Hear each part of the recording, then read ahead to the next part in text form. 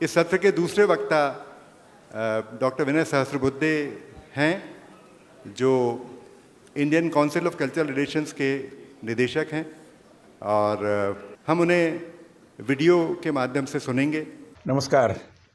रविंद्रनाथ टैगोर विश्वविद्यालय के द्वारा आयोजित रविंद्रनाथ टैगोर कला और साहित्य महोत्सव में आप सभी उपस्थित कला और साहित्य प्रेमी, शिक्षा जगत के अन्य सभी महानुभाव और इस विश्वविद्यालय के कुलाधिपति श्रीमान चौबे जी, उनके सभी सहयोगी भाइयों और बहनों, वैसे तो मेरी इच्छा थी कि मैं प्रत्यक्ष रूप में आपके इस कला और साहित्य महोत्सव में, जिसको आपने विश्व रंग नाम से एक पहचान प्रदान की है, मैं स्वयं उपस्थित रहूं, आपके साथ बात करूं और जो अंतर्राष्ट्रीय भी कोई यहाँ पर प्रतिभागी आए हुए हैं उनसे भी चर्चा करूं। मगर किसी कारणवश अपरिहार्य हो गया कि मैं वहाँ पर न पहुँच पाया, मगर फिर भी इस आभासी माध्यम से मैं आपके साथ जुड़ने की कोशिश कर रहा हूँ और मुख्य रूप में भारतीय संस्कृति का जो वैश्विक प्रभाव है उसके बारे में अपने विचार आपके साथ साझा कर रहा हूँ।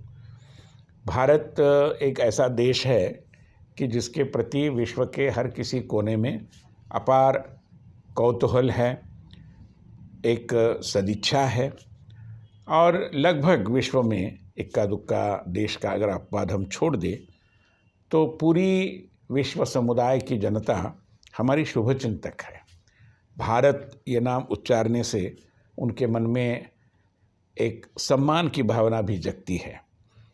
मगर केवल इस तरीके की सदिच्छा होना और सम्मान होना, इससे हमारा वैश्विक प्रभाव, जिसको इन दिनों सांस्कृतिक वैश्विक प्रभाव को हम सॉफ्ट पावर के रूप में भी जानते हैं, तो ये जो हमारी सॉफ्ट पावर है, ये जो हमारी सौम्य शक्ति है, इसकी ताकत केवल सदिच्छा से बढ़ नहीं पाएगी। सदिच्छा और सम्मान के साथ साथ भारत ये क्या चीज़ है, इसके बारे में एक आकलन बनना भी बहुत आवश्यक है। और इसलिए मुझे लगता है कि ये विश्व रंग का जो महोत्सव है वो आकलन बनाने की दिशा में भी आगे बढ़े। जहाँ तक भारतीय संस्कृति के वैश्विक प्रभाव की बात है, 3 बातों से मैं मानता हूँ कि हमारा वैश्विक प्रभाव प्राचीन काल से अक्षुण्ण रहा है विश्व के धरातल पर, और कई ऐसे सारे देश हैं कि जहाँ पर भारतीय संस्कृति का प्रभाव किसी न किसी रूप में आज भी हमें देखने को मिलता है।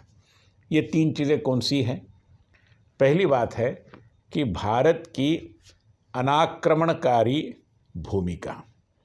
भारत के ऊपर बहुत सारे आक्रमण हुए, कई सारे लोग यहाँ आए, मगर भारत ने कभी भी साम्राज्यवाद की लालसा में किसी प्रदेश को अंकित नहीं किया। हम जानते हैं कि प्रभु श्री राम ने जब रावण का पारिपत्य करने श्रीलंका पर धावा बोला, और लंका का राज्य भी एक दृष्टि से अगर प्रभु रामचंद्र चाहते थे तो वहाँ पर भी अयोध्या की जो शासकता थी वही चल सकती थी, मगर उन्होंने ऐसा नहीं किया।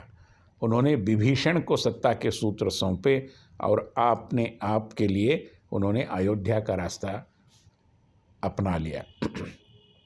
इसी तरीके से भारत में जितने सारे राजा महाराजा हो गए, उन्होंने भी, जैसे चोल साम्राज्य है दक्षिण भारत का, उनका प्रभाव सुदूर दक्षिण पूर्व में था। इक्का दुक्का कभी संघर्ष हुआ भी होगा, मगर उनकी क्षमता, उनकी ताकत, ये उनके सांस्कृतिक संदर्भ में थी।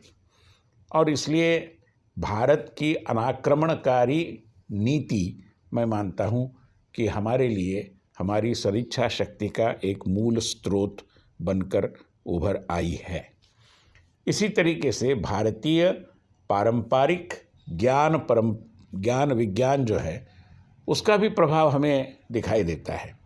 भारत में ही शून्य का निर्माण हुआ, और हम जानते हैं कि शून्य किसी भी अंक के पीछे आप लगा देते हैं तो उसकी जो क्षमता है, उसका जो मूल्य है, वो कई गुना बढ़ जाता है।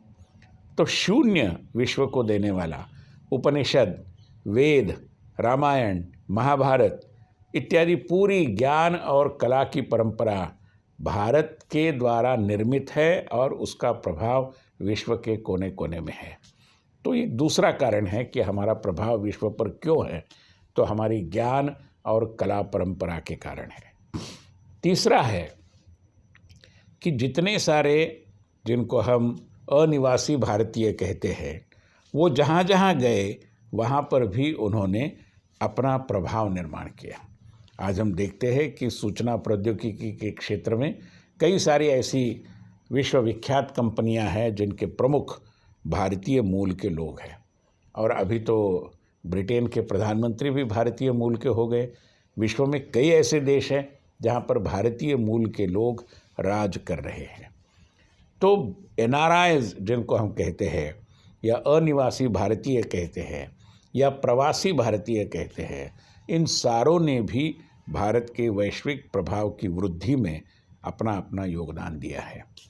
अब जहाँ तक ये वैश्विक प्रभाव की बात है, मैं मानता हूँ कि इस प्रभाव के कारण हमें जो लोगों के, विश्व समुदाय की जनता के मन और मस्तिष्क पर एक अपनी मुद्रा निर्माण करने की जो एक अपॉर्चुनिटी, उसका एक अवसर हमें मिला है, उसका हम कितने कुशलता से उपयोग कर लेते हैं, इस पर मैं मानता हूँ कि विश्व का भी भवितव्य निर्भर है। आज हम अपने आप को तो कभी कभी कहते हैं कि भारत को विश्व गुरु बनना है, और कोई गलत भी नहीं है, मगर सबसे महत्वपूर्ण है कि विश्व का समुदाय भारत की ओर विश्व गुरु के रूप में देखता है।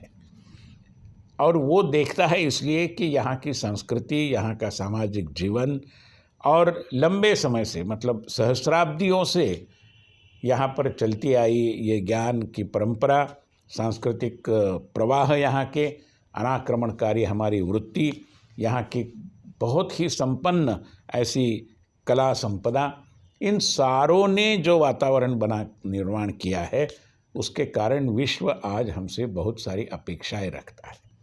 हमें चाहिए कि इसका एहसास निरंतरता से हमारे मन में रहे। मैं किसी एक देश में गया था, दक्षिण पूर्व में। वहाँ के लोगों के मन में पीड़ा है कि भारत माता ने एक ज़माने में हमारी उपेक्षा की। अभी तो वो माननीय प्रधानमंत्री नरेंद्र मोदी जी को साधुवाद देते हैं कि जो एक ज़माने में लुक ईस्ट पॉलिसी थी, उसको अभी हमने एक्ट ईस्ट पॉलिसी में तब्दील किया है। पूर्व के सारे हमारे मित्र देशों की ओर हमारी बहुत स्नेह की दृष्टि है और बड़े अपनत्व से हम इन सारे देशों के ओर देखते हैं, और इनके साथ हमारे संबंध भी पहले से मैं मानता हूँ कि बहुत बड़ी मात्रा में और तगड़े हुए हैं और मजबूत हुए हैं। इसी तरीके से आप अफ्रीका में जाइए, वहाँ पर भी जो अफ्रीकन समुदाय है वो भारत की ओर बड़ी अपेक्षाओं से देखता है। आज उन्हें ये पता चला है कि हमारी आयुर्वेद की परंपरा है, हमारा योग शास्त्र है, इनके साथ मेल रखने वाले कई ऐसे परंपरा के स्रोत अफ्रीका में भी मिलते हैं हमें। अगर हम दक्षिण अमेरिका जाते हैं, लैटिन अमेरिका जिसको बोला जाता है, तो लैटिन अमेरिका में भी जो माया संस्कृति मेक्सिको और बाकी प्रदेशों में हमें मिलती है, उसकी कई धाराएं भारतीय संस्कृति से मेल खाती है। इसलिए जहाँ तक कूटनीतिक भाषा का सवाल है, उसमें जो बोलते हैं कि साउथ साउथ कोऑपरेशन, मतलब विश्व के मानचित्र में जितने सारे देश दक्षिण गोलार्ध का हिस्सा है, उनके अंदर इस तरीके का सांस्कृतिक आदान प्रदान होने की प्रचुर संभावनाएं हैं, क्योंकि इनकी आस्थाएं लगभग समान है। ये सारे देश एक दृष्टि से सभ्यता मूलक संस्कृति के परिचायक है, जिसे हम सिविलाइजेशनल कल्चर कहते हैं। और इसलिए चाहे दक्षिण अमेरिका हो, चाहे अफ्रीका हो, चाहे साउथ ईस्ट एशिया हो, इन सारे प्रदेशों में भारत का वैश्विक प्रभाव और अधिक मैं मानता हूँ कि जिसकी जड़ें ज़मीन में बहुत अंदर तक गई है, इस तरीके का ये प्रभाव है। मगर इसका मतलब ये नहीं कि विश्व के अन्य प्रदेशों में हमारा प्रभाव ही नहीं है। हम सब जानते हैं कि जो भाषाओं के समूह माने जाते हैं भाषा शास्त्र के अनुसार, उसमें इंडो यूरोपियन लैंग्वेजेस बोला जाता है, जिसमें स्पेनिश भी है, इंग्लिश भी है, फ्रेंच भी है, जर्मन भी है। और इनका होना इसलिए भी बड़ा तर्कसंगत है कि हमारी भारतीय भाषाएं, अगर हम हिंदी का भी उदाहरण लें तो मदर और मातृ इसमें निश्चित रूप में समानता है, कुछ संदर्भ है। मुझे तो किसी एक ने कहा कि आज हम गुरु के लिए पर्यायवाची शब्द मानते हैं मेंटर, मगर ये मेंटर शब्द कहाँ से आया? भाषा विज्ञान के, जिसको इटिमोलॉजी बोलते हैं, मतलब शब्द के व्युत्पत्ति शास्त्र से जुड़े हुए लोग ये बताते हैं कि ये मेंटर शब्द मंत्र से आया है, क्योंकि मंत्र दाता होता है वो गुरु होता है, वो आपको कुछ तरकीबें बताता है और उसी के कारण मंत्र से मेंटर शब्द बन गया है। तो गुरु है, मेंटर है, ये जो सारी व्यवस्था है एक दृष्टि से हमारे सांस्कृतिक अवधारणाओं की परिचायक है। शिक्षा के बारे में हमारे देश में गुरु शिष्य संबंधों को जो महत्व दिया गया है वो आज विश्व में भी स्थापित हो रहा है, विश्व को भी ध्यान में आ रहा है। और विशेष रूप में जब वहाँ की परिवार व्यवस्था तहस नहस होती हमें दिखाई दे रही है तो उनको ये ध्यान में आया है कि मनुष्य के पारस्परिक संबंधों का बड़ा महत्व है, और उसी को रेखांकित करता है गुरु शिष्य परंपरा का मुद्दा। और इसलिए मैं मानता हूँ कि भारत के वैश्विक सांस्कृतिक प्रभाव की जब हम चर्चा करते हैं तब हमें पहले तो ये पहचानना चाहिए कि हमारे अंदर कितनी ताकत है और इस ताकत का हमने कितना सक्रियता से, कुशलता से, और जिसको अंग्रेजी में क्रिएटिवली बोलते हैं, वैसे एक दृष्टि से प्रतिभा का उपयोग करते हुए उपयोग करना चाहिए। क्योंकि विश्व समुदाय हमारी ओर देख रहा है। ये केवल हम आपको अच्छा लगे इसलिए मैं नहीं कह रहा हूँ, विश्व के कोने कोने में आज ये स्वर बुलंद होता दिखाई दे रहा है कि अगर समस्याएं हैं तो उनका समाधान भारत से ही आएगा। अभी COP27 की कॉन्फ्रेंस हो रही थी, उसमें भी भारत की भूमिका बड़ी कारगर साबित हो रही है, क्योंकि हमने विकसित देशों को ये बता दिया है कि हमेशा विकसित देश पर्यावरण को हानि पहुंचाएंगे और विकसनशील देश उस हानि के भुगतभोगी होंगे, ये नहीं चलेगा। हमें पर्यावरण न्याय की भी बात करनी चाहिए जो हमारे सरकार के द्वारा की जा रही है। तो इस दृष्टि से अगर हम देखें तो सारी समस्याओं के संदर्भ में भी विश्व समुदाय भारत की ओर देख रहा है। यह वर्ष योगी अरविंद, जिनके बौद्धिक और आध्यात्मिक स्थान के बारे में, उसकी ऊंचाई के बारे में पूरे भारत में ही नहीं तो विश्व में मान्यता है।